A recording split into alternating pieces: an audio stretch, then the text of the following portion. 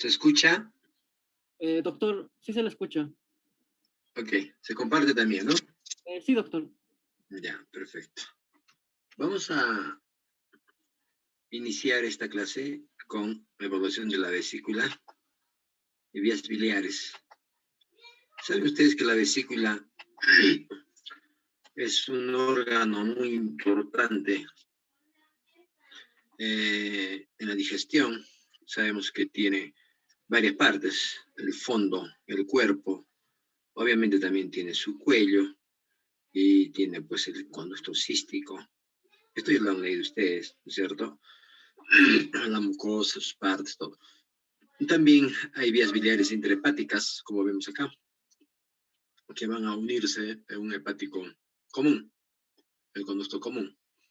Luego, el cístico que va a llegar hacia el hepático común y de ahí para abajo se convierte en duodeno. ¿De acuerdo?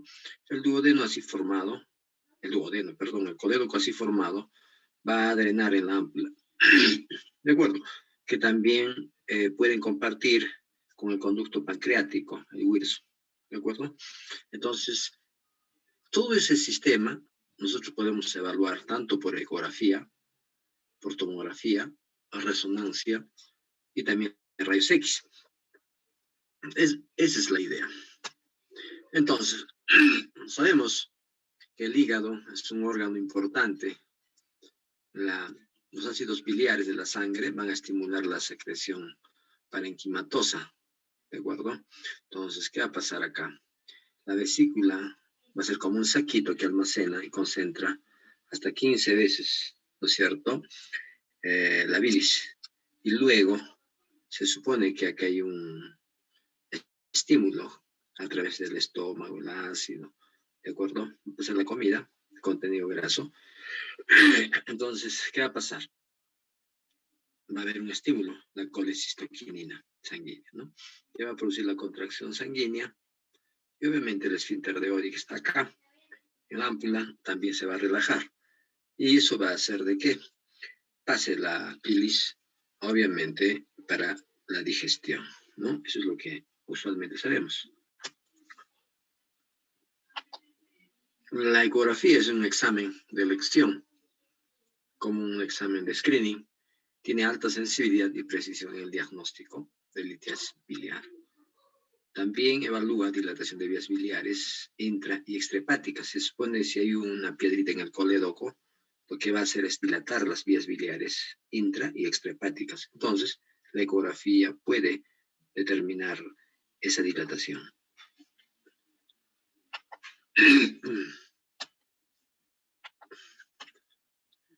Ecográficamente la vesícula biliar se va a ver así. De acuerdo, hemos dicho el fondo, cuerpo, cuello, o también acá puede llamar, algunos llaman como bacinete, ¿no? Y esta es una imagen longitudinal y esta es una imagen transversal. Cuando la vesícula está distendida y el paciente está en ayunas, se supone por lo menos 12 horas de ayuno, la vesícula se llena de bilis, ¿de acuerdo? Porque no hay estímulo que vaya a estimular, ¿no es cierto?, la colcitoquinina y que pueda evacuar su contenido. Mientras, cuando ya hemos almorzado, hemos desayunado, la vesícula se colapsa completamente. Por lo tanto, no podemos evaluar por ecografía. ¿Cuáles son las patologías de la vesícula biliar? Hay muchas, pero las más importantes son la colelitiasis. Colelitiasis significa piedritas en la vesícula. La colecistitis aguda calculosa significa vesícula con piedritas y pared inflamada o todo, pues inflamación. La colecitis crónica calculosa significa que la vesícula tiene las paredes engrosadas pero en forma irregular y tiene piedritas también en su interior. Entonces es una crónica calculosa. Los cálculos que se van a observar en la vesícula, la mayoría, un 75% son de colesterol. ¿De acuerdo? Los cristales de colesterol monohidrato y precipitados de bilirrubinato de calcio amorfo, a menudo con carbonato o fosfato de calcio, ¿no? Los cálculos de pigmento, dentro de ellos el bilirrubinato de calcio, de pigmento negro en un 20% y pigmento marrón más o menos en un 4.5%. Y cálculos raros, 0.5%, que pueden ser de carbonato de calcio y ácidos grasos, ¿no? Algunos cálculos de calcio también, pero deben entender de que los cálculos de colesterol son pues 75%. ¿Cuáles son los factores de riesgo para tener cálculos? La edad y el género. Diríamos que es más frecuente en damas. La dieta es muy importante, el embarazo y paridad. ¿Por qué el embarazo y paridad? Porque durante el embarazo la bilis es más litogénica. ¿Por qué? Porque va a aumentar el estrógeno. Entonces, al aumentar el estrógeno por el embarazo, se supone que el estrógeno aumenta por el embarazo, ¿no es cierto? ¿Qué va a hacer? El estrógeno incrementado, ¿no es cierto? Va a aumentar la secreción de colesterol también por el hígado, ¿no? Va a aumentar la secreción de colesterol por el hígado. Y como va a aumentar la secreción de colesterol por el hígado, se supone que en el hígado hay un triángulo que está en equilibrio, ¿no? Está formado por el colesterol, fosfolípidos y ácidos biliares. Esos tres elementos están en equilibrio permanente. Entonces, por alguna razón, se rompe ese equilibrio. Por ejemplo, cuando aumenta el colesterol, ya se rompe el equilibrio. Entonces, ahí es donde empieza el problema de los cálculos. Entonces, ¿qué pasa cuando el estrógeno aumenta la secreción de colesterol por el hígado? Ya está incrementando esa producción y ya está rompiendo ese equilibrio. Va a haber sobresaturación de bilis. Y además, en el embarazo, el estrógeno y la progesterona, que es pues también hormona del embarazo, progesterona, por eso no progesterona, va a disminuir la motilidad, o sea, actúa sobre la musculatura lisa y va a disminuir la motilidad de la vesícula. Entonces, ¿qué va a volver? La vesícula se va a volver un poco perezosa, va a ser más litogénica, y a eso agréguenle el incremento del colesterol, ¿no es cierto?, por el estrógeno. Todo eso va a hacer de que se produzca más cálculo. La pérdida de peso rápido, cuando uno, digamos, es gordito y pierde peso también. La nutrición parenteral total, NPT, también.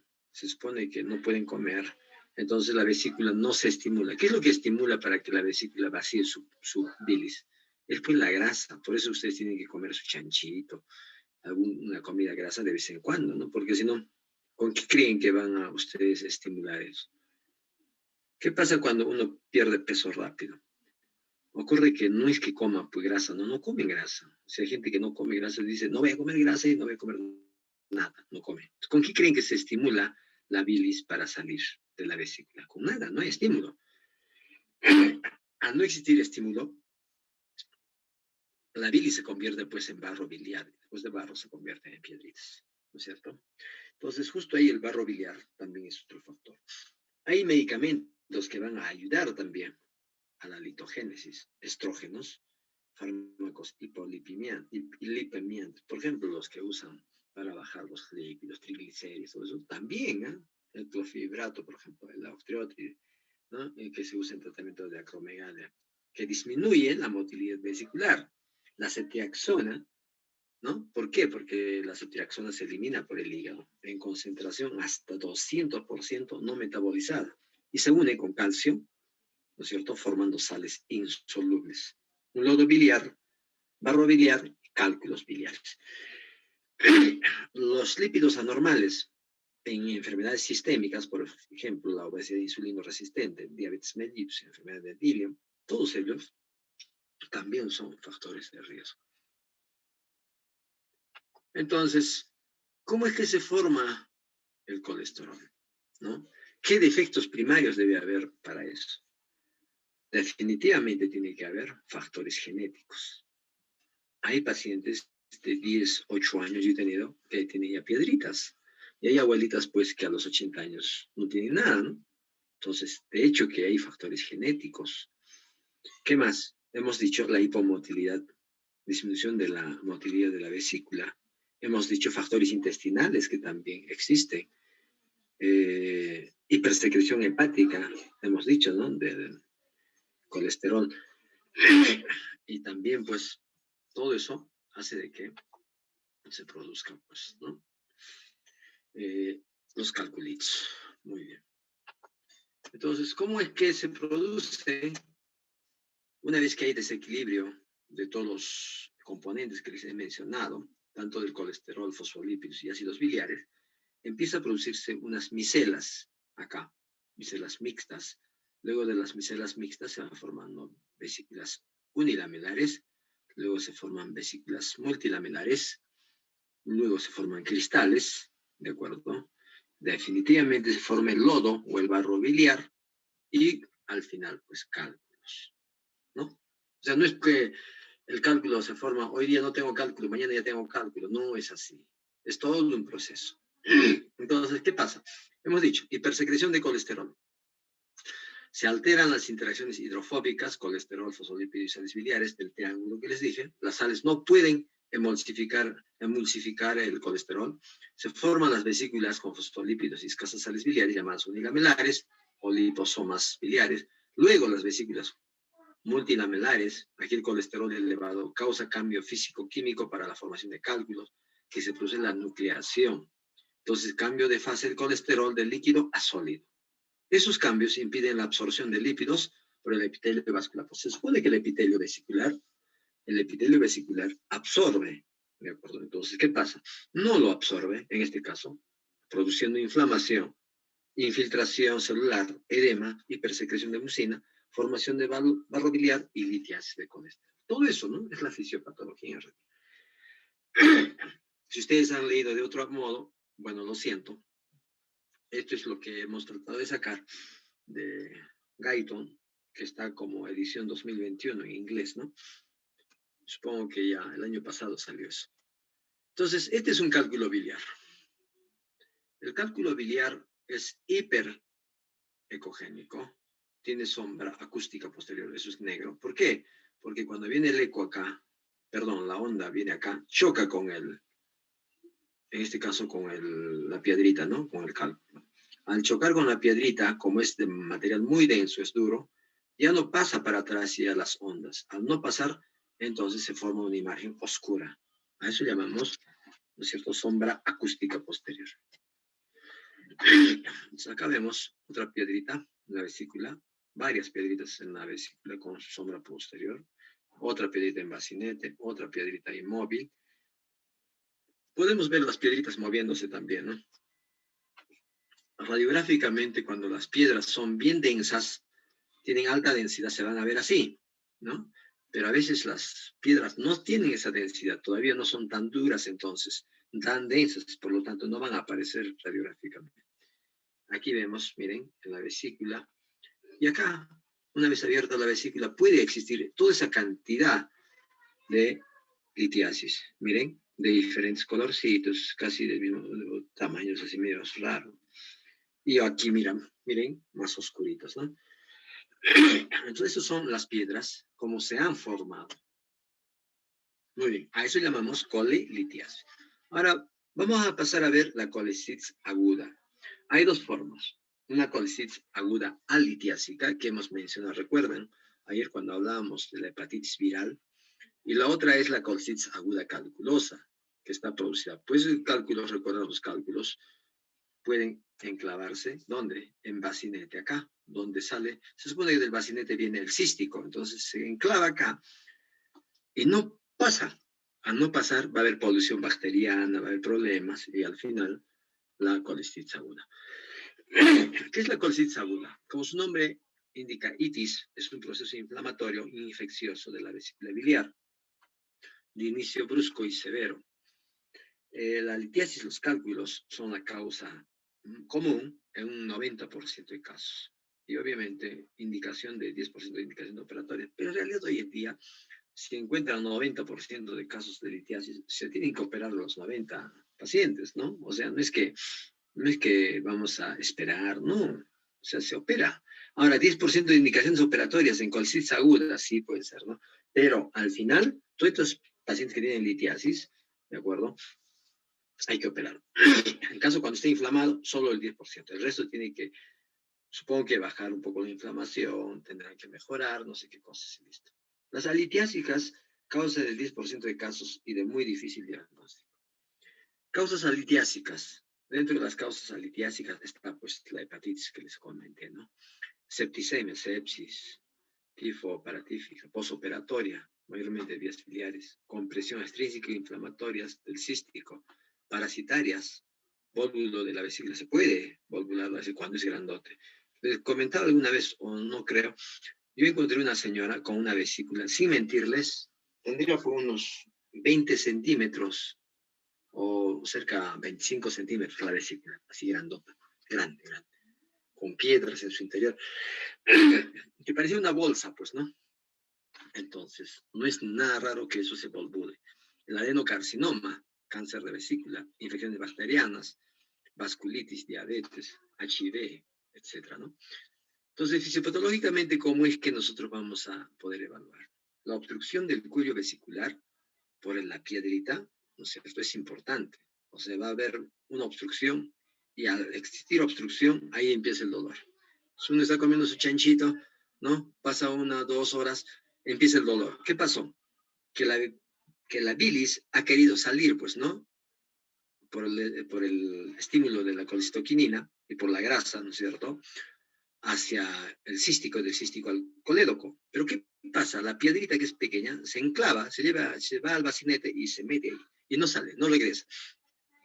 Entonces causa un dolor tipo cólico y que si sigue la piedrita ahí, entonces va a producir polución microbiana en bilis y pared vesicular. Luego los gérmenes que son de origen intestinal, ¿no es cierto?, van a empezar, que toda la pared se va a inflamar.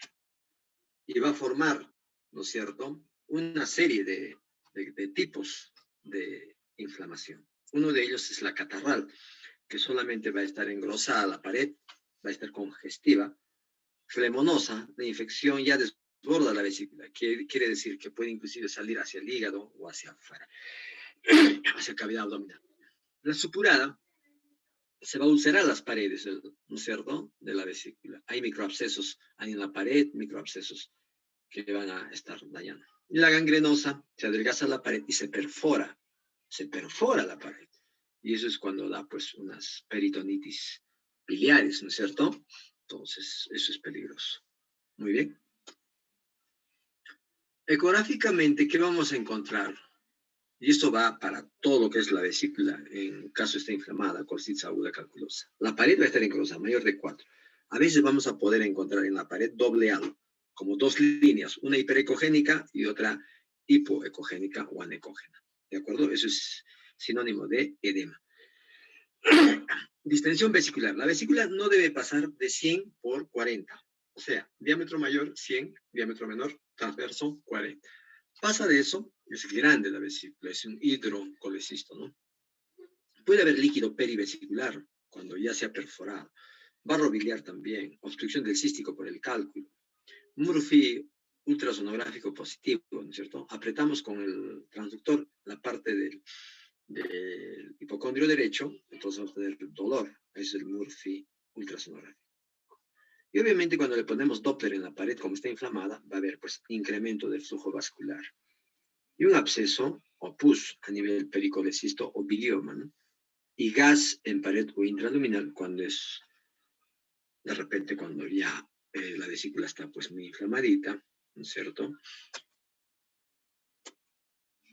Y tenemos una vesícula enfisematosa, ¿no? En ese caso. Muy bien. Esta es una colecitis aguda alitiásica. Vean la pared engrosada, pero dentro no tiene nada. Esto es que están viendo acá es artefacto nada más, ¿no? Nada. Y tiene, mire, ¿qué tamaño? 121, que debe ser 100, pero es grandote. Eso yo he visto, como les comento, en algunos casos cuando es reactivo, por ejemplo, peritonitis de otra causa eso. Cuando hay líquido, ¿no? Cirrosis hepática también causa eso, y las hepatitis virales también causan, ¿no? Lo que les mencionaba. Mientras, cuando hay cálculos, vean, la pared tiene doble halo. ¿Ven? Este es el doble halo. Hay como una línea acá, inclusive hasta triple halo, ¿no?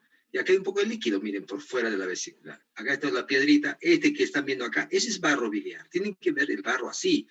Muchos inventan, los que hacen ecografías, barro biliar, cualquier cosa ponen barro biliar. No, el barro biliar tiene que ser así, tiene que tener un nivel. Este nivel tiene que verse.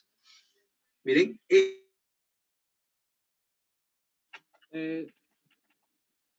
No se observa, doctor. Sí se ve la diapositiva, pero no se observa nada. No, sí, recién. Ya, doctor. Entonces, estábamos comentando de que tiene que haber definitivamente barro biliar como este nivel. No es barro biliar cuando alguien dice, tiene barro biliar, ¿no? No, tiene que tener este nivel, tiene que tener ese nivel, ¿de acuerdo?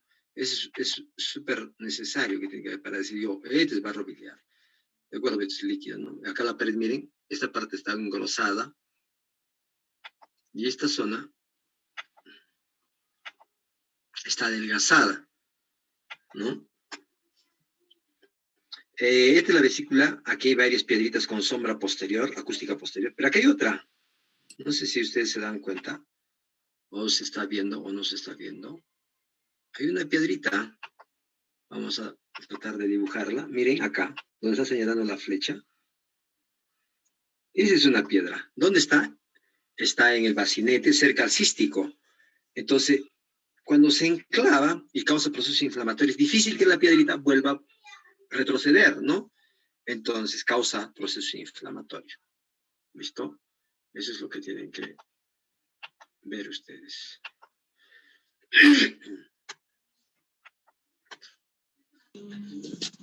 Y esta es otra grandota, miren, una piedra grandota con sombra posterior. Y la pared de la vesícula, vean el doble A lo que tiene, ¿no? Inflamada. Y esta otra que tiene piedrita pequeña y barro biliar, pero por acá tiene un montón de cosas. También eso es importante.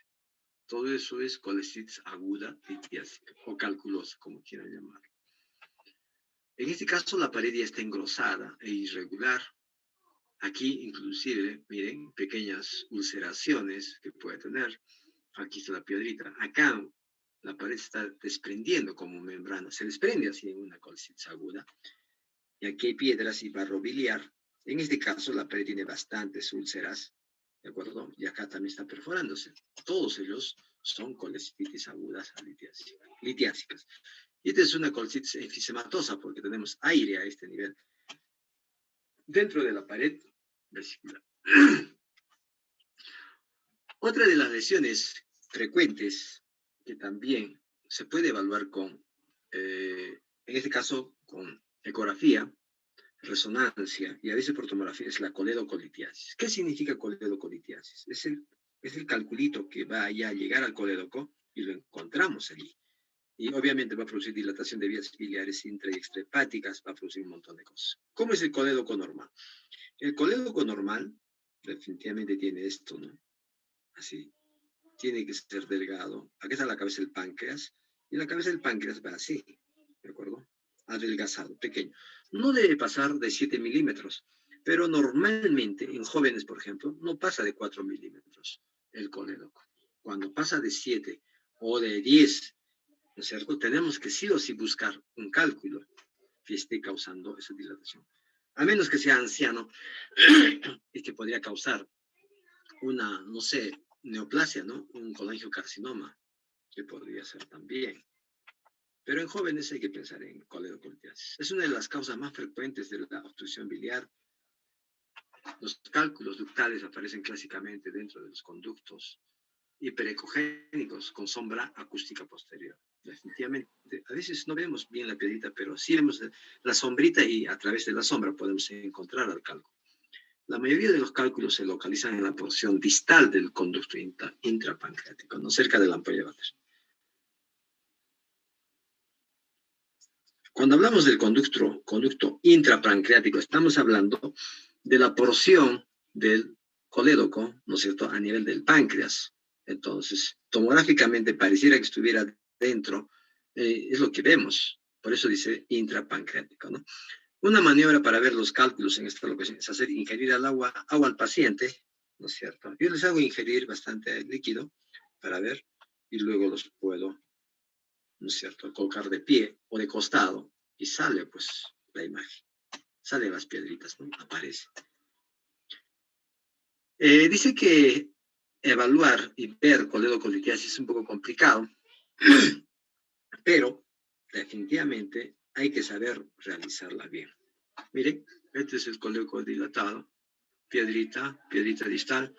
Este es el colédoco dilatado. Aquí hay una piedrita distal, que acá no se ve, pero si sombra posterior, mira, acústica posterior se ve muy bien. Y este es también piedrita, miren, que no tiene sombra, pero es pues piedritas de baja densidad. Ya que hay otra piedrita acá. Miren, esta es la vesícula biliar y este es el colédoco, miren, piedrita pequeña. Y esta es una sin piedra un poco arriba y un poco más abajo, miren, una piedra pequeñita, la estoy señalando la flecha. Coledocolitis de diferentes tamaños. Puede existir así grandes que causan, no sé, se me ocurre una colangitis, ¿no? Así es. Los pólipos, también llamados poliposis vesicular, ¿de acuerdo? Tiene dos manifestaciones. Uno que es, pues, la colesterolosis, que está formado por colesterol, ¿no es cierto? Y, obviamente, no se sabe la causa. La mayoría de casos de colesterolosis son de variedad plana y se aprecian como engrosamientos en la pared por ecografía. Mientras los pólipos de colesterol son los frecuentes en la vesícula y no son verdaderas neoplasias, sino como que tuvieran unas verruguitas, prolongaciones papilares, con macrófagos de contenido graso, ¿no? Los pólipos de colesterol generalmente son menores de 5 milímetros o pueden llegar hasta 10. No tienen sombra posterior, son inmóviles. Lo vamos a hacer girar a la paciente, no se va a mover, ¿de acuerdo?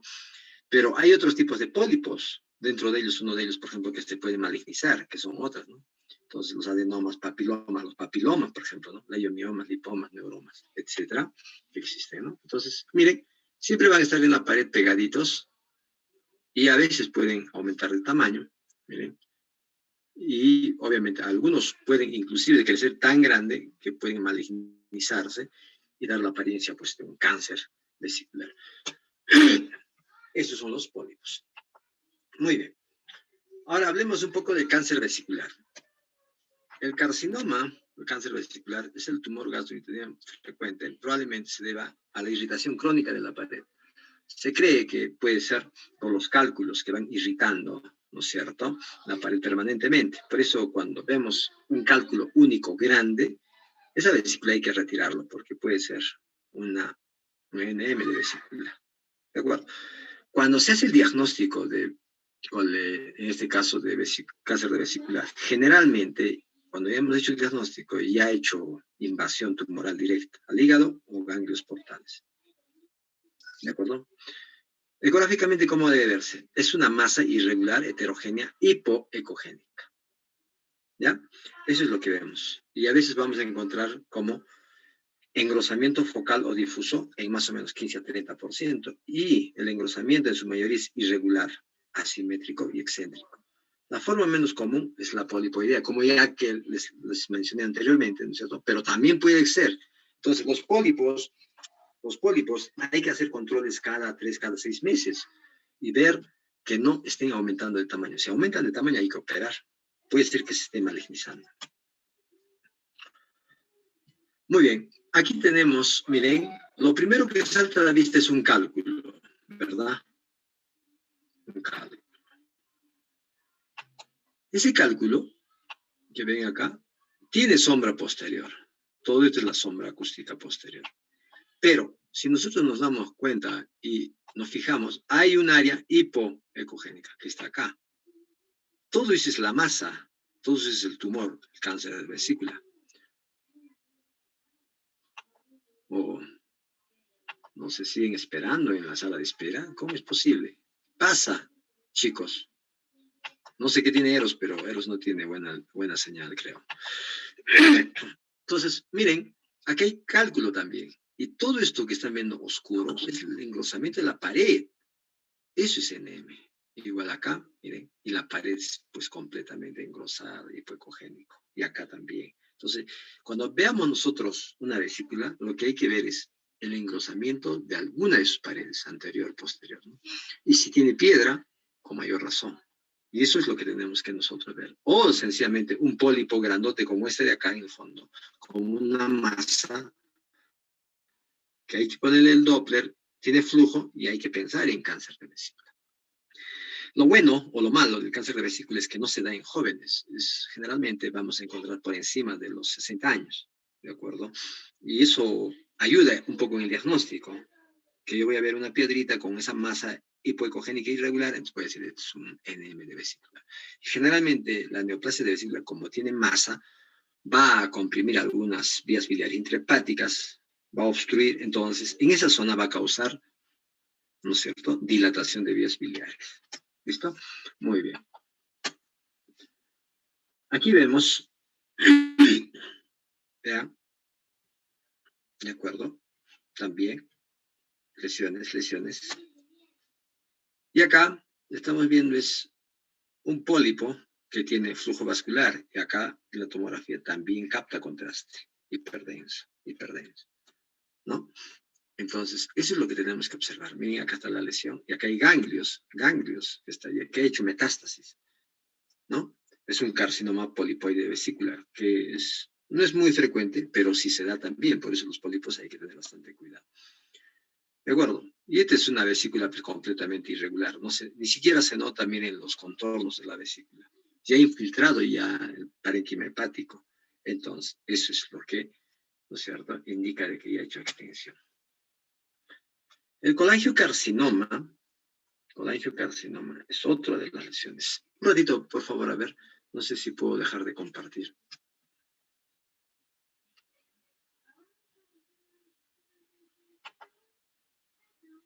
Sí se comparte. Muy bien. Entonces, veamos el colangiocarcinoma. El colangiocarcinoma, bueno, es una lesión, como pueden entender, de vías biliares. ¿De acuerdo? Todas las vías biliares, tanto intra y extrahepáticas. Hemos dicho intrahepáticas, las vías biliares que están pues en el lóbulo derecho, el lóbulo izquierdo, que confluyen ¿dónde? En el hepático común. El hepático común desciende un poco y ahí llega el cístico. Y debajo del cístico es colédoco. Pero el colangiocarcinoma puede dar dentro y fuera, en cualquier lugar. Se origina en el epitelio de conductos biliares, representa 2%, presentación después de la sexta década. Es lo bueno, ¿no?, que se da en pacientes de edad. Relación hombre-mujer, más o menos, es un poco más frecuente en hombres. La causa, ¿cuál es la causa? Es la éstasis o inflamación crónica. Por ejemplo, hay calculitos que pueden estar por ahí, pueden causar eso, ¿no? Una colangitis esclerosante primaria, litiasis intrahepática y enfermedad de Caroli, que son como una especie de dilataciones de vías biliares intrahepáticas. La causa, infecciones recidivantes. Su audio, por favor, no sé si podrían apagar. Infecciones recidivantes, Salmonella typhi, quistes de colédoco, tóxicos cancerígenos, las digoxinas, nitrosaminas, el asbesto, ¿no? Parásitos, Clonorchis sinensis en el sudoeste asiático. Pero en realidad, nosotros, por ejemplo, no hemos hecho un estudio real de nuestro departamento, nuestra incidencia y ver cuáles son las causas y cuál es la etiología, ¿no es cierto?, del colangiocarcinoma. Porque yo he visto un montón de colangiocarcinoma, pero en realidad no tenemos ese estudio. Esto, lo que yo les estoy mencionando, pues son datos extranjeros, ¿no? No son nuestros. Bueno, en la clasificación, las más frecuentes son las intrahepáticas, deben saber, 70%. Dentro de ellos, periféricos, 10%, y el Klatskin, el famoso tumor de Klatskin, 60% es a nivel periliar, o sea, justo cuando están ahí llegando los dos hepáticos, ¿no es cierto?, para formar el hepático común, ahí.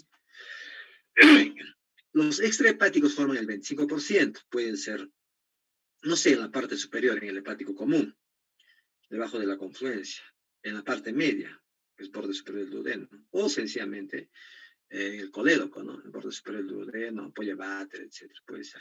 Entonces, en cualquiera de estos trayectos se da el colangiocarcinoma. Tienen que entender así, ¿ya?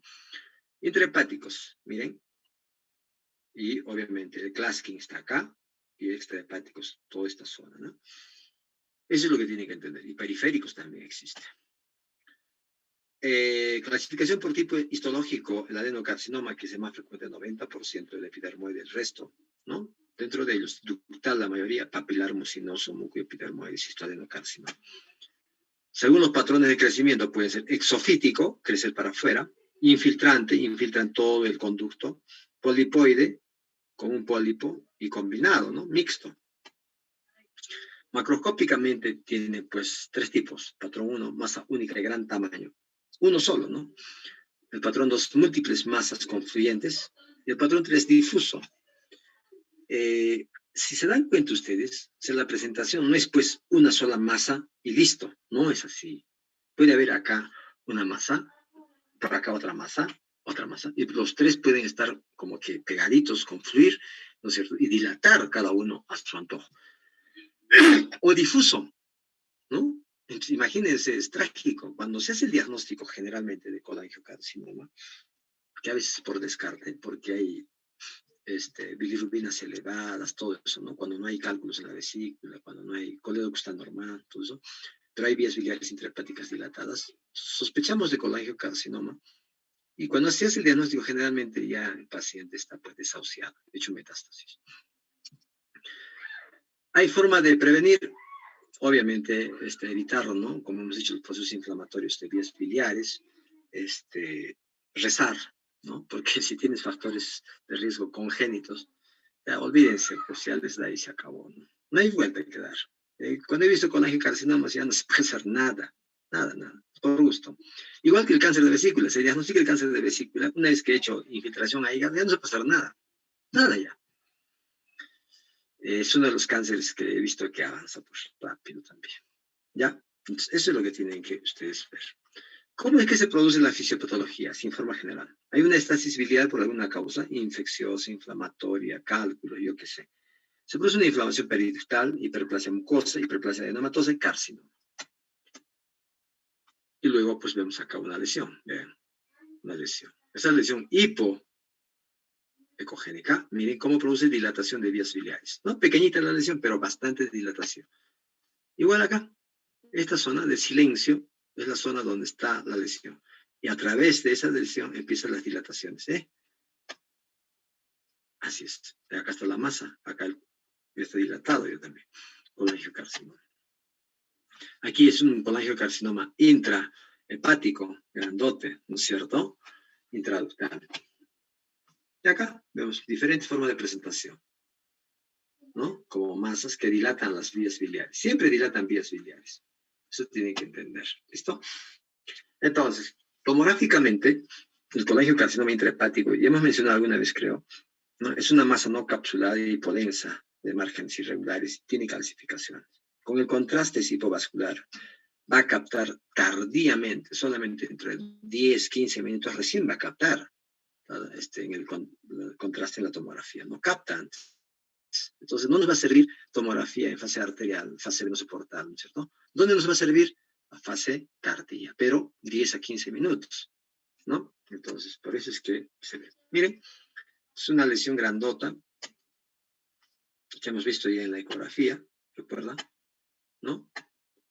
Acá hay otra lesión, colangiocarcinoma, que dilata vías biliares. Acá está la lesión, chiquita, pequeña. Mira, dilata para acá, dilata por acá, dilata para acá. Y acá está la lesión, mire, cómo van sacando. ¿Por qué capta tardíamente?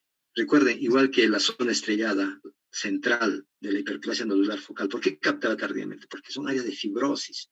Y como son áreas de fibrosis, obviamente el contraste va a captar tardíamente. ¿Ya? Esa es la principal razón. Entonces, los colangiocarcinomas, el mejor examen es la resonancia. ¿De acuerdo? La colangioresonancia, esa es la idea. Colangiografía. Dentro de la colangiografía, sabemos de que nosotros tenemos la vía biliar, miren, hepático derecho, hepático izquierdo, hepático común, la vesícula, cístico, colédoco, todo eso, ¿no? Entonces, ¿cómo nosotros vemos? Generalmente se le coloca un catéter cuando se ha operado, se ha sacado toda la vesícula, se supone retiramos la vesícula y cuando queda el conducto cístico, a través del cístico se coloca el catéter, la sonda Kerr, ¿no? Y eso patita para arriba, patita para abajo, y a través de ese catéter yo puedo inyectar contraste, y ese examen a través del cual yo inyecto contraste, a eso llamamos colangiografía. Trans-Kerr, para acá, ¿no? Inyecto. Se supone que tiene una patita para arriba y una patita para abajo. Entonces, obviamente va a pintar la vía biliar intrahepática como acá, ¿no? toda la vía biliar intrahepática va a pintar, ni hablar. Pero también va a pintar la parte del colédoco. Y hasta que llega, ¿a dónde? Al duodeno. ¿Listo? Esa es una colangiografía. ¿Para qué sirve la colangiografía? Después de haber operado ya. Para ver si hay algún calculito por acá. Puede existir algún cálculo. No sé si se me ocurre, puede existir. Vamos a ver ya un calculito, vamos a inventarnos. Un cálculo por acá. Digamos por ahí. Otro cálculo por ahí. ¿No? Esos cálculos pueden estar en la parte distal inclusive, que van a causar obstrucción y dilatación del colédoco. ¿De acuerdo? Eso es lo que vamos a observar con la colangiografía. Miren, esto está dilatado. Ahí está la ramita, miren, la rama que les mostraba. Esta es la sonda Kerr. Su rama superior, mira, ¿hasta dónde vienen las ramas superiores? Hasta ahí. La rama inferior, la rama así, anclado está, ¿no? Como una T. Y contraste, miren, ¿cómo está dilatado el colédoco? Es postoperatorio, ¿no? Así se ve. Y esto ya es un quiste, mire, también se puede ver un quiste de colédoco. Tremendo quiste, ¿no? Y cuando hacemos una colangiografía, miren, vemos acá hay una piedra, cálculo. Esos cálculos residuales, eso es lo que tenemos que ver. Ese es el fin de observar esos cálculos en colédoco. Puede existir fuga a través del catéter de esa zona donde hemos puesto el Kerr, ¿no es cierto? El contraste sale para afuera. ¿Qué quiere decir? Que la bilis también está saliendo para afuera, ¿no? Está fugando, miren como acá, ¿no? Se puede ver también eso. Y cuando hay cáncer, también podemos ver. En este caso, por ejemplo, no pasa hacia el duodeno. Entonces, tenemos que está dilatado. Algo está pasando en esa parte inferior. ¿Puede ser proceso inflamatorio? Sí. Y acá, miren, un tumor de Klatskin. ¿Se ve? Miren cómo se ve acá. Como una muesca. Un defecto de relleno. ¿Se dan cuenta? También se ve eso, ¿no? Entonces se puede ver también como por la colangiografía. Es bonito la colangiografía. La colangioresonancia, hemos dicho, es un examen no invasivo alternativo a la CEPRE. Precisión diagnóstico ha sido demostrada en la evaluación de coledocolitiasis, obstrucción maligna, variantes anatómicas y alteraciones postquirúrgicas. En la coledocolitiasis, la colangioresonancia tiene una sensibilidad muy alta. Miren, una sensibilidad hasta el 100% y una especificidad hasta el 100%. ¿Qué quiere decir eso? Yo digo, este es un cálculo y es un cálculo, pues, ¿no? Mire, y su valor predictivo positivo y negativo también es 100%. En obstrucción maligna también, cuando hay tumores, algo, también. Cuando hay un cálculo, ¿qué es lo que se hace cuando hay cálculo en colédoco? Se procede a la CEPRE, ¿no? A la colangiopancreatografía retrógrada endoscópica. Se ingresa y se corta el esfínter de Oddi y la papila, ¿no es cierto? Y se saca todas las piedritas. Pero a veces se puede, no puede ser bueno este examen, ¿no es cierto? Puede haber algún tipo de alteración. Entonces, en ese caso, cuando hay falla y la técnica es insatisfactoria, se procede a la colangioresonancia y sale muy bien, es excelente. ¿Se dan cuenta? También en alteraciones postquirúrgicas de vías biliares, a veces, ¿qué pasa? Hay cirujanos que están aprendices, están en proceso de aprendizaje, entran a hacer una laparoscópica. ¿Y qué pasa? Se llevan el colédoco se lo llevan, o sea, prácticamente lo cortan y ya no hay colédoco. Entonces, ¿qué pasa con el paciente? Se pone histérico después de la operación, es un caos, ¿no? Hace una colangitis. Todo el mundo dice, ¿qué ha pasado? ¿Por qué no? Si hemos puesto bien el Kerr y hacemos una colangiografía transker, no aparece la parte distal, no pinta colédoco. Entonces, sospechamos que ha habido una lesión ahí. Por lo tanto, se le hace una colangioresonancia para saber qué distancia es lo que falta, qué ha pasado, ¿no? Y para eso es importante la colangioresonancia. Anomalías congénitas, ¿no?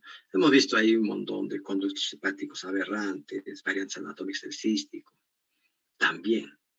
Y definitivamente en la vesícula biliar, cuando hay piedras, hay neoplasias, hay adenomiosis, etcétera, también. ¿Qué es en realidad la colangioresonancia? Cuando hemos hablado de resonancia T1, que era líquido negro, y en T2, líquido blanco brillante, ¿no es cierto? Super, hiperintenso, solamente usamos el T2, donde el líquido es blanco. Entonces, ¿qué se hace? El resto de estructuras se le va a suprimir la grasa, o sea, se le vuelve negro. ¿Y qué es lo que vamos a tener? Como una colangiografía igualito, ¿no? Entonces, eso es una colangioresonancia. Miren, Se ve toda la vía biliar, vesícula, cístico, colédoco, etc. Miren el conducto, el wirsum, acá. Pero todos los demás lo hemos vuelto negro, lo hemos suprimido. Y esa es una colangioresonancia. Aquí vemos un calculito. Aquí vemos el colédoco con sus cálculos. Miren qué bonito se ve. Coledocolitiasis residual. Aquí vemos otro cálculo. Miren acá, negrito. Los cálculos se ven así negritos, ¿no? Miren acá, varios cálculos en colédoco. En este caso, una vesícula biliar, miren, con full piedritas. Todo esto que está dentro es piedras. ¿Ven? Entonces, también, miren la vesícula con lleno de piedras. También se puede ver, ¿no? Y así, microlitiasis vesicular múltiple. O sencillamente, un cálculo en vesícula. Miren, esta es la vesícula, acá está un cálculo, ¿de acuerdo? También se puede visualizar, ¿no? O, como en este caso, miren, el tumor de Klaskin, defecto de relleno, miren, se ve claramente que hay algún problema. ¿Eh? Entonces, se puede visualizar por colangioresonancia todas esas lesiones, ¿no? Y se le puede poner también contraste en T1 y ver si esa lesión capta o no capta contraste, ¿no? Y eso es importante. Otros, el quiste de colédoco, en este caso, por ejemplo, este es un síndrome de Mirici. ¿Qué es el síndrome de Mirici? Cuando hay un cálculo grande como esta, se enclava en, no sé, en el cístico se enclava y puede producir eso, inclusive dilatación del colédoco, y puede inclusive perforar y pasar hacia duodeno y producir un hilio biliar, ¿no? El Mirici. Este es un quiste de colédoco dilatado. Aerobilia también se puede ver en vías biliares, calcificación también, y obviamente también la dilatación de vías biliares interhepáticas. Y este es miren, esta es la vesícula y tiene todo sombra posterior. ¿Por qué? Porque se ha calcificado la pared. Esa es una vesícula en porcelana. Cuando ustedes escuchen hablar de vesícula en porcelana, es sinónimo de cáncer de vesícula. ¿De acuerdo? Eso es lo que tienen que entender. Muy bien. Y esos también los adenomiosis que se pueden encontrar en todos esos. Muy bien. Entonces, en vesícula y vías biliares, siempre el examen de elección al inicio va a ser ecografía. Y la ecografía en pacientes bien preparados se puede hacer muy bien, excelente. Pero si el paciente está mal preparado, no se puede realizar tan bien el examen. ¿Listo? ¿Alguna pregunta, muchachos? ¿Alguna pregunta?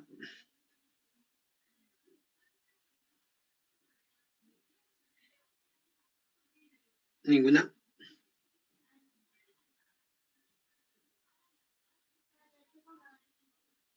A ver, un momento.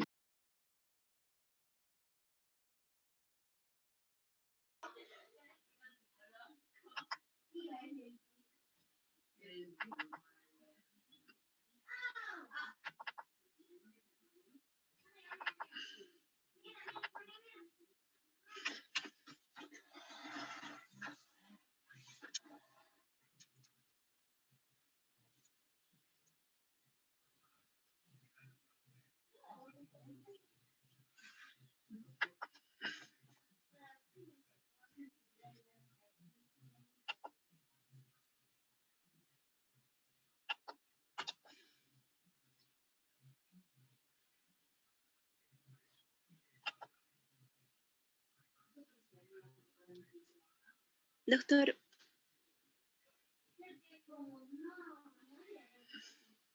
doctor,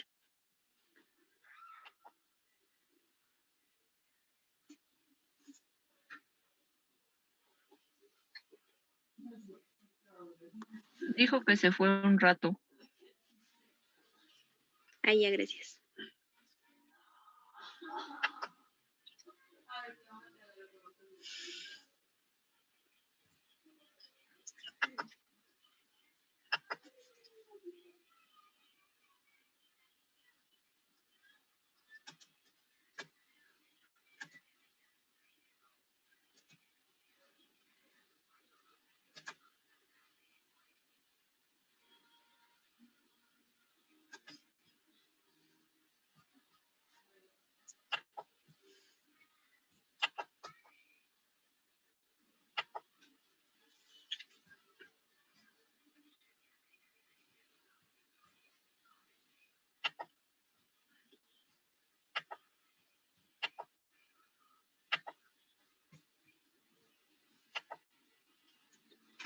Se está compartiendo, ¿verdad?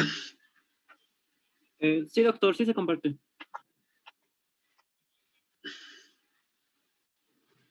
¿Alguien está por ahí que me escuche? Doctor, ¿me escuchas? Sí, sí, sí se comparte, doctor. Ok, muy bien. Entonces vemos acá, miren.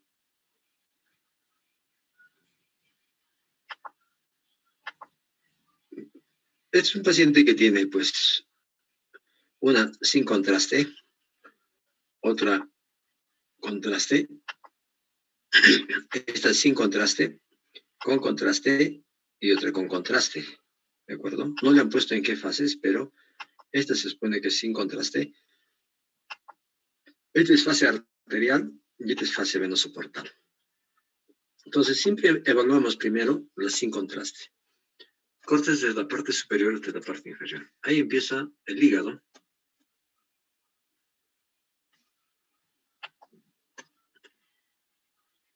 Hígado.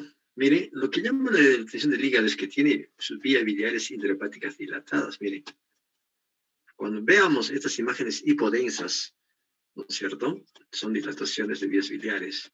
¿Puede confundirse con vasos? Sí, puede confundirse con vasos. Aquí está el clip quirúrgico, ya le han operado en la vesícula.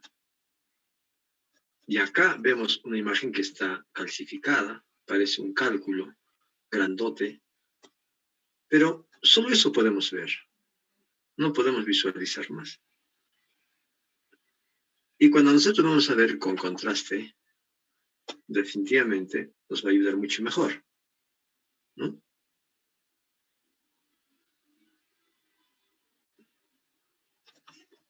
Vamos a ver un poco más arriba.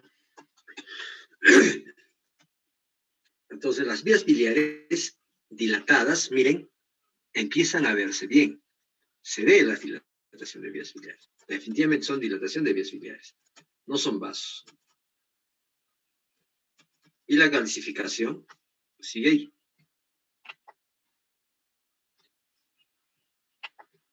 Esta es una fase venosoportal donde vamos a ver realmente cómo aparecen las vías biliares intrahepáticas dilatadas. Esto, todo lo que es hipodenso, que corre paralelo a las ramas portales, esas son dilatación de vías biliares intrahepáticas. No se olviden, nunca se olviden de esas imágenes. Esa es dilatación de vías biliares intrahepáticas. Hay que seguir desde dónde es la dilatación. Se supone, acá todavía está dilatado. Ops. Ese fue un lapsus.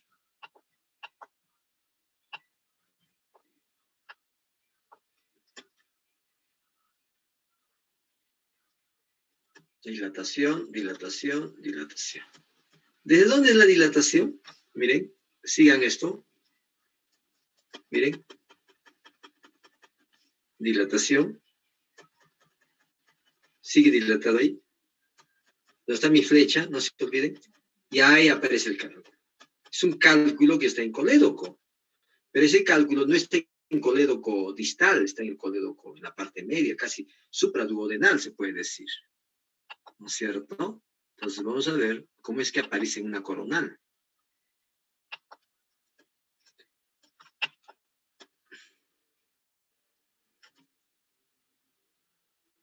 Ahí está la dilatación de vías biliares, como se ve. Y acá está el cálculo, mire. En colédoco. Y a raíz de ese cálculo, toda la parte superior se ha dilatado. ¿Cuál es la solución? Retirar el cálculo y se acabó el problema. No hay otra cosa. Para eso nos sirve la tomografía, para ver vías biliares, para ver el cálculo, para ver todo eso. ¿Listo? Y se acabó. Entonces, ese es, en este caso, por ejemplo, viendo la patología de vía biliar. ¿Listo? Y no se olviden de la dilatación de vías biliares. Es típico la dilatación. Usted ve en el hígado, inmediatamente se ve la dilatación. ¿Ve? Así. Líneas hipodensas, oscuras, ¿no? Como que ramitas, ramitas, ramitas. Eso es dilatación de vías biliares intrahepáticas. No se olviden. ¿Listo? Muy bien. Acá, por ejemplo, miren, cabeza del páncreas está acá en la parte inferior, cabeza del páncreas. No hay problema. Está perfecto. ¿Listo? Entonces, eso ya es mucho más sencillo de evaluar.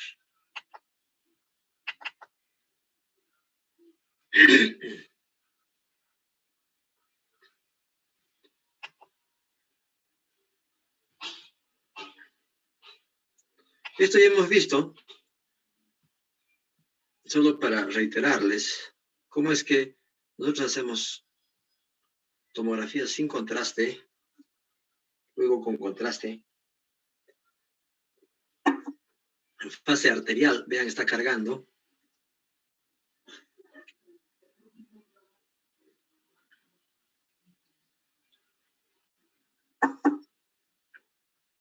Portal y tardío.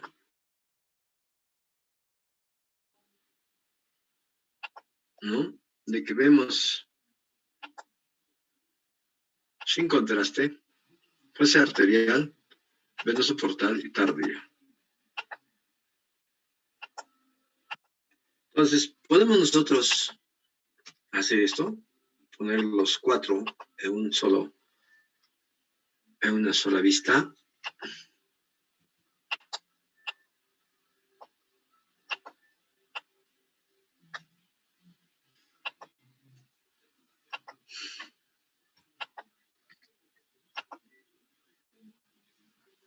Y podemos visualizarlo así.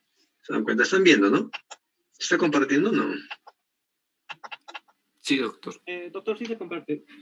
Muy bien. Entonces, vean, la primera que vemos acá es sin contraste. Acá, no sé si ven ustedes, siempre traten de fijarse dónde están los avisos, ¿no? Mira acá, sin contraste, arterial, venoso portal, tardío. ¿Se dan cuenta? Eso a nosotros nos indica, ¿de acuerdo?, que estamos en esas fases. Entonces, sin contraste, primero vamos a ver, miren, pero vamos a correr todo. ¿Se dan cuenta? Sin contraste es en la parte superior, ¿eh? Estamos en la parte superior hasta la parte inferior. Ahí está el hígado. Hígado. Listo. En ese punto, miren, nosotros no vamos a poder apreciar de repente muy bien, pero acá se nota que hay una lesión. Miren, hay una lesión como una especie de lesión hiperdensa. En la fase arterial empieza a pintar periféricamente. En la fase venoso portal pinta más periférico y como que se va yendo para el centro, más grueso se hace ya la captación del contraste. En la fase de equilibrio tardía, miren, pinto todo. Esa es la típica presentación del hemangioma, ¿de acuerdo? El hemangioma tiene esa forma de presentación. Entonces, no se olviden que cuando vean una lesión, tienen que ustedes ver en todas las fases, ¿de acuerdo? En todas las fases tienen que ver. Si no ven en todas las fases es un poco complicado, ¿no? Tienen que ver en todas las fases y que pueda, pues, visualizarse muy bien, como esta, ¿no? Y eso es lo que tienen que hacer. ¿Listo?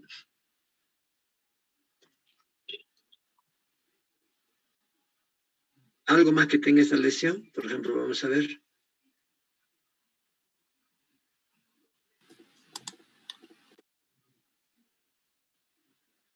Nos vamos hacia la parte inferior. El recto, mira, lleno de heces. Su vejiga. En la parte superior, pues su... ¿no? Listo. Muy bien. ¿Alguna pregunta hasta ahí?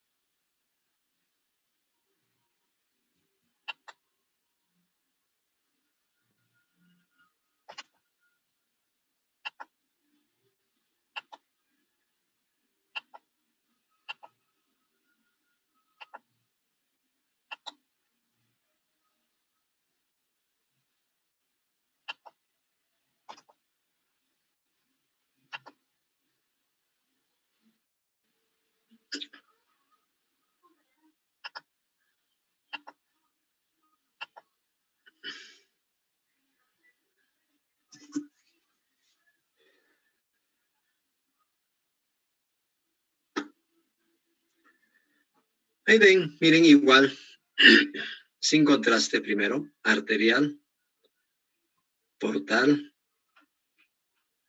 y tardío. Entonces vamos a ver qué es lo que nos muestra estas imágenes. Vamos a colocar igual en 4. Oh.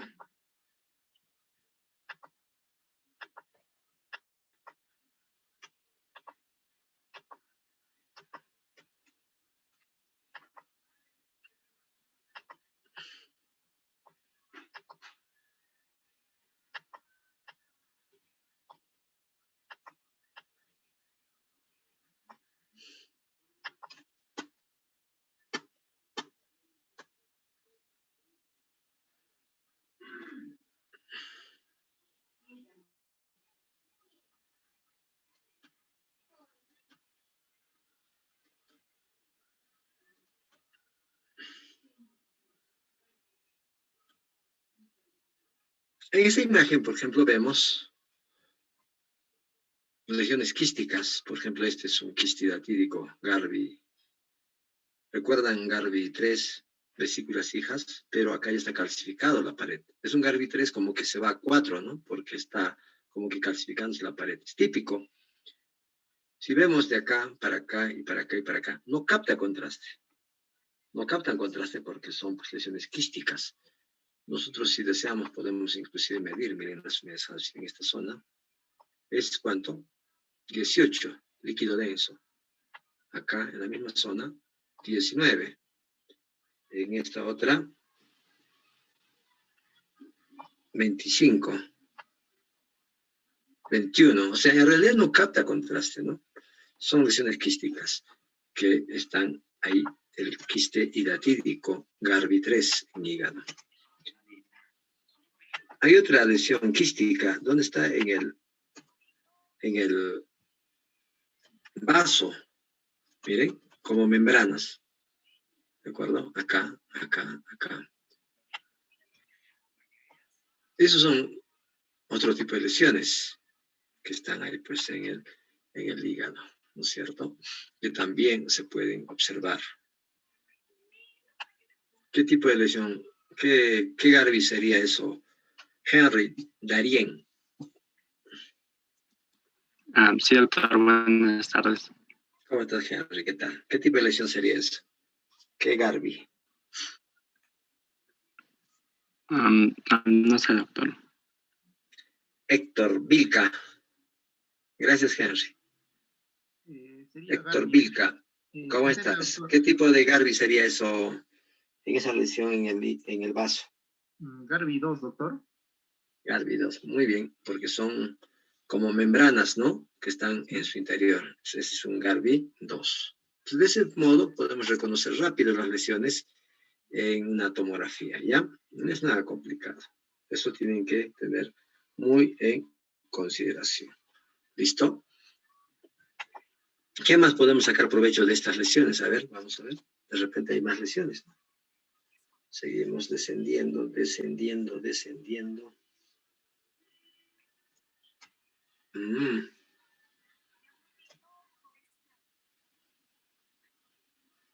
Hay otra lesión en hígado, vean, ¿no? Esa lesión quística corresponde también a un quistidatídico. Este de acá.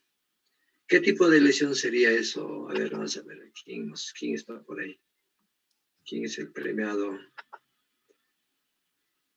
A ver, Kelly Huacantara. O Huacántara, ¿cómo es? Presente, doctor. Hola, Kelly. ¿Qué tipo de lesión sería esa? ¿Qué Garvey? Pienso que puede ser Garvey 4, doctor. 4. ¿Por qué Garvey 4? Porque se nota una calcificación. A ver. Déjame ver ya. Sí, porque sin contraste está como que radio. Estamos hablando de esta, ¿no? Ajá, a comparación de... Garvey 4 me has dicho. Mire, tiene contenido, mide 6 unidades Hansfield. Líquido. Sí, doctor. ¿Qué pensarías? Entonces, Garbi 1, doctor. Muy bien, Garbi 1. Eso es bueno. ¿Por qué Garbi 1? Porque tiene contenido líquido, aunque las paredes son un poco gruesas, pero igual. El Garbi 4 tendría que ser un contenido denso, ¿no es cierto? Como que ya está pasando 20 quizás, no sé, porque es muy denso y ya se va casi a ser heterogéneo. Poco a poco va a llegar a calcificar, ¿no es cierto? Entonces, el Garbi 5 ya es calcificado. Entonces, mínimo, el Garbi 4 tiene que tener contenido bien denso, ¿de acuerdo? Entonces, este es un Garbi 1. Claro que tiene las paredes engrosadas por alguna razón. Entonces, estamos viendo en esa lesión en el hígado, Garbi 1, Garbi 3, 3-4, porque está yendo a calcificarse, y en el vaso, un Garbi 2. ¿Listo? Pueden coexistir así en diferentes, no sé si ven tipos, sí, pueden coexistir. Eso es lo que tenemos que evaluar, ¿ya? Muy bien. Muy bien, Kelly. A ver, ¿qué más? De repente hay otra lesión más. Y seguimos.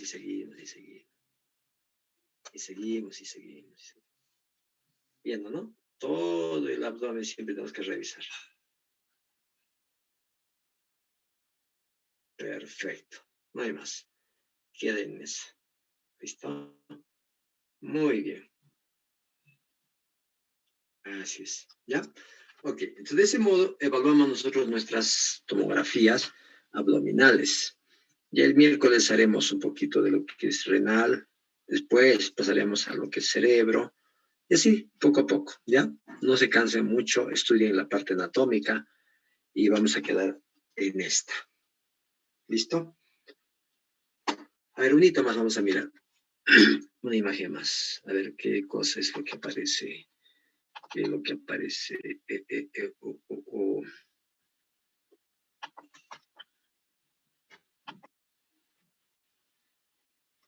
Hay algunas que no captan, que no cargan, ¿no? No sé por qué no cargan. Deberían cargar todos.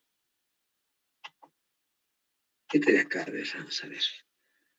Que es un quiste hidratídico también, para que quede bien clarito ya determinado el quiste hidratídico y no tengamos dudas. En hígado hay que tener presente en diagnóstico de lesiones quísticas, por ejemplo, diferenciar muy bien un quiste biliar simple de un quiste hidratídico. Diferenciar un hemangioma, diferenciar un hepatocarcinoma, lo que es metástasis y listo. Y lo que es líquido, pues absceso, ¿no? Entonces, lo demás es un poco infrecuente. Van a encontrar, sí, pero es infrecuente. Entonces, eso es lo que tenemos que ver, ¿ya? Muy bien. Aquí vemos sin contraste y otra con, obviamente, esto nada más. No creo que es esto nomás. Ya. Miren.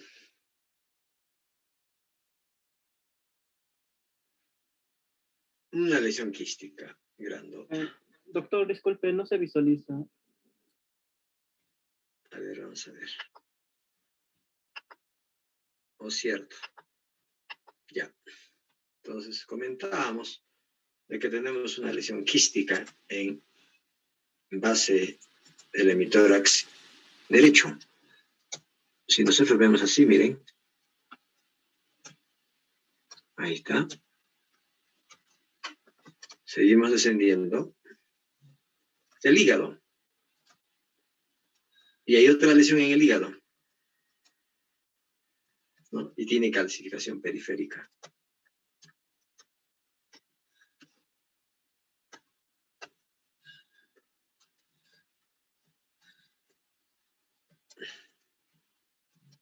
Ahí está bien, ¿no? Entonces, tiene como unas membranas, no sé si ustedes ven, en su interior. Vamos a tratar de mejorar el contraste. Miren, esta, por ejemplo, que sí, parece una membranita. Otra membrana, ¿no? Membranas en su interior, calcificación periférica, ¿de acuerdo? Entonces, eso es típico también de un quiste hidratídico. No necesitamos contraste para decir es un quiste diatídico. ¿Ya? Es un GARVI2. Y este más bien es un quiste diatídico pulmonar. ¿De acuerdo? Si vemos en un MPR, lo vamos a ver así. No sé si ven ahí la lesión. Vamos a llevarlo un poco más arribita. ¿Ven? Perfecto. Y vamos a ver ahí. ¿Dónde está el quiste? El quiste está ahí. Un momentito, por favor.